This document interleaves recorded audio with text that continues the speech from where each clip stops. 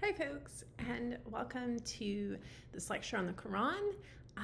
This is your Advanced World Literature class, English 455, 445, my mistake.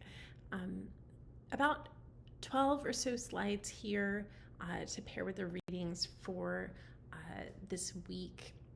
So the Quran is not so much a book as it is understood as a living and vibrant act of speech that has been passed down through an unbroken chain of human beings from the time of Muhammad. It is regarded by Muslims as a divine work that exists only within the realm of paradise, a heavenly place. And so any physical copy is thought of as a sort of pale reflection of that ideal heavenly book. It is a vibrant act of speech, right? Passed down. Its form is poetry. Surahs are chapters consisting of ayat verses, each with a central umud or theme. It is a holy text from Arabia. And in terms of key themes, we can examine this concept of divinity, the importance of prophecy, faith, individual faith in God, and the concept of sin. Key passages here. This is a slide that I include in all of my PowerPoint lecture videos. As you are reading, just a gentle reminder, always do so actively, not passively. So you have a pen, you have a pencil, you have a highlighter in your hand with your textbook, you have your notes open, and I want you to pay particular attention to these key passages as anchors for your critical analysis. You alone we worship, and you alone we implore for help, from page 860. Two more from page 875. He said, I shall ask my Lord to forgive you, for he is indeed forgiving and ever merciful. And then finally on page 901, his like or equal there is none. So take a few minutes in your notes now, do some interpretation of these key passages. Why are they significant? How are they meaningful to your overall understanding of the Quran? Why might I have pulled them out for special mention here? How do they serve as anchor passages for the larger surahs, chapters within the Quran? Always you can pause these lecture PowerPoint videos. So press pause now and do your literary critical practice of close reading.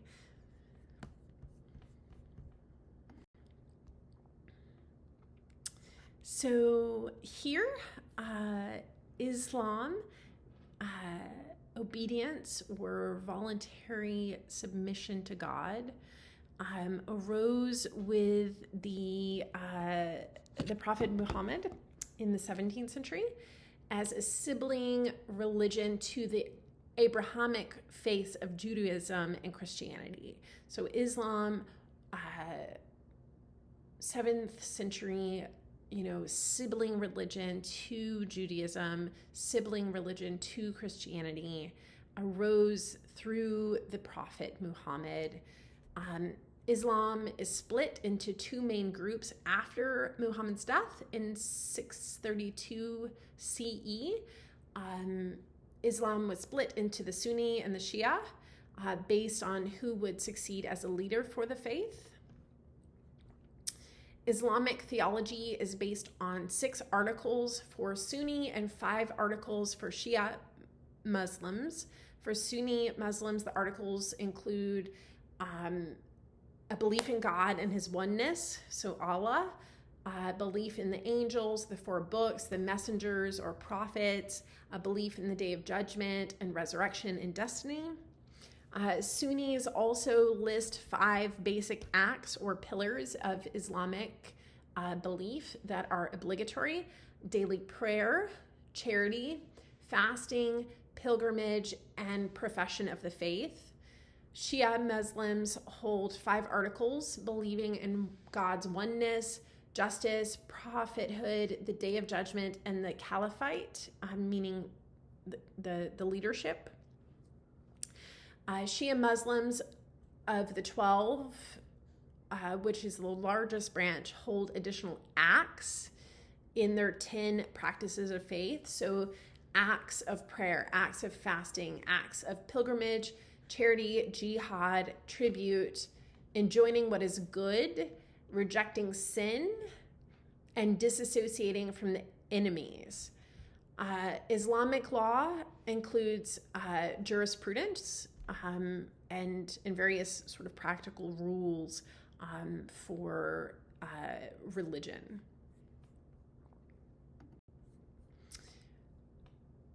Here are those articles of faith that I mentioned.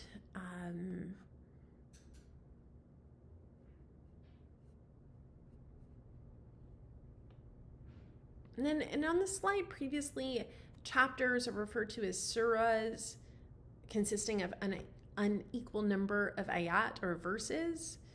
Each surah, each chapter has a sort of central theme, a recited salah or prayer, and generally sort of titled after the characteristics or types of people represented in that chapter. So, for example, the Surah 112 elucidates a declaration towards God's oneness. It consists of 4 ayat or verses. Tawhid is the foremost declaration of Muslim faith upon which all Islamic teaching is based, and it asserts that the Muslim belief in monotheism, or in a sort of unique and sole God.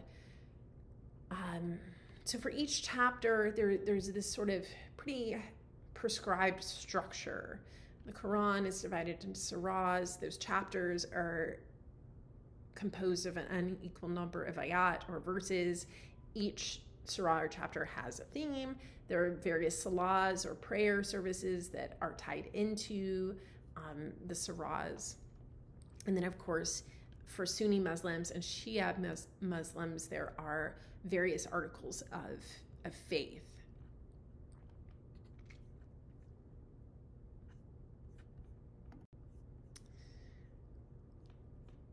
Pillars, I mentioned this earlier. There's some overlap here between the Sunni and the Shia. There are some dissimilarities as well. I think the video is covering the text there at the bottom. The last pillar for Shia is dissociating from enemies of Muhammad's house. From enemies of Muhammad's house. The Tawhid, as I mentioned, a monotheistic belief in God's oneness. It's the foremost declaration of Muslim faith. All Islamic teaching, both Sunni and Shia, is based on this teaching of the Tawhid. It asserts a unique and sole God, God's oneness, a belief in monotheism. The phrase people of the book refers to all non-Muslim adherents of monotheistic faiths established through the patriarch of Abraham, who of course we saw in the Hebrew Bible, to whom scripture had previously been revealed incompletely. So Jews, Christians. The Qur'an is considered a synthesis of these people's scriptures and the sole fulfillment of God's message. People of the book were permitted to live in Islamic nations under Sharia law, which is the sort of divine law comprised of Quranic precepts and Muhammad's example and character.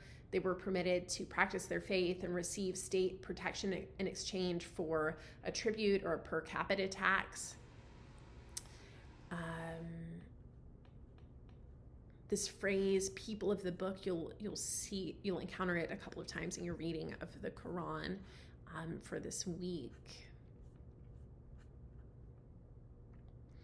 And when you're reading, I want you, obviously the Torah being a key component of Judaism, Psalms and Gospels having their roots in both the Hebrew Bible and the Christian religion.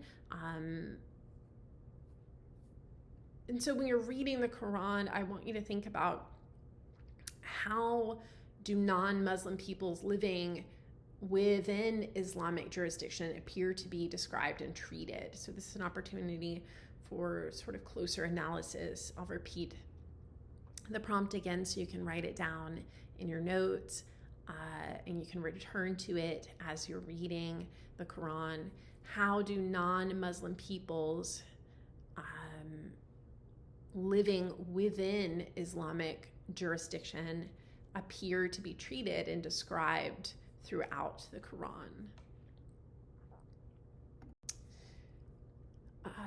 All Muslims are obligated, pending their financial ability, to make a pilgrimage to Mecca.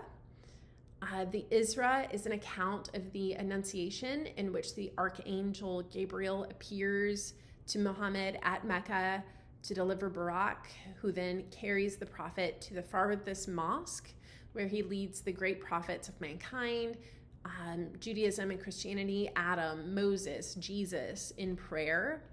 The Miraj, meaning ladder, details Muhammad's journey on Barak into the 7 circles of heaven, where he speaks with other prophets and receives instructions for prayer rituals from God.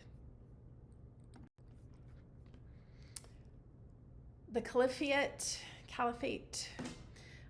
After Muhammad's death, the community recognized the need to record oral texts to ensure that errors did not enter into recitations. So the closest companions of Muhammad, under the supervision of the first ruler, the Caliphate of the Muslim community, Abu Bakr, assembled the Quran in written form, and the third Caliphate, Uthman, supervised its finalized version, completed in 651 CE. The structure of the text, I've talked about this in previous slides. The Quran is divided into surah. Those are chapters that are comprised of an unequal number of ayat or verses, and each surah has a central umud or theme. So for example, and then of course, chapters are recited using salah, these prayer services. The text is considered a more vibrant act of speech than a written book to be read and shelved. It is divine speech. It can never be rendered perfectly in the medium of the human voice. The Quran can be appreciated only in the musical oral recitation that reveals the rhythmic quality of the verse and the haunting repetition of syllables at the ends of successive lines. I'll post a link on the digital resources on Canvas, so you can listen to some recitations of chapters and ayats, verses. So taking a look at chapters 12 and 19, you will see lessons from the Hebrew, from Christian prophets, brought into the present Islamic revelation. Joseph's is the lengthiest surah in the Quran, and it is more elaborate than the Hebrew original, likely because the original story had been adopted and built up in Persian literature. Joseph is extolled in Islam as a man completely committed to God. He inherits the powers of prophecy or dream interpretation. He is warned by his father not to reveal that gift to his brothers, who were jealous of their father's perceived favoritism for Joseph and Benjamin. Joseph suffers many injustices in the Islamic account, yet he still perseveres in his faith. His brothers abandon him in a well. They announce his death to their father. Women admire his beauty and he's imprisoned for refusing their offers. He interprets dreams, but he receives no reward in spite of his help. And he still ends up being an advisor to Egypt's king. So that Joseph determines to help people to return to the path of righteousness rather than to punish them is a really important lesson in the Qur'an. Proof that believers are rewarded, disbelievers are punished. While Joseph's story takes up the entire surah, Mary's is blended with accounts of John's birth and Abraham's rejection of idolatry. It names Moses, Aaron, Ishmael, Abraham's first son, through Sarah's maidservant Hagar, and Idris. The overarching theme for Mary's surah is this day of resurrection. Vows of silence are emphasized in Mary's surah. So, for example, Zechariah takes a 3-day vow. Mary takes a single-day vow related to the miraculous births of John and Jesus. So it's worth questioning, what types of moral instruction and spiritual principles would you be able to derive from these stories? Say, if you had no instruction or religious guidance on their background and intent, right? What would you infer about morality and spiritual principles? Were you reading these stories sort of in isolation? You didn't have any guidance or instruction about their background and intent. And then, of course, our final 2 slides, your discussion questions that are posted in the module on Canvas. How do the social and moral principles presented in the Quran compare to those established in other monotheistic religions? And then, as I said, there are 2 discussion questions. For some reason, I can't return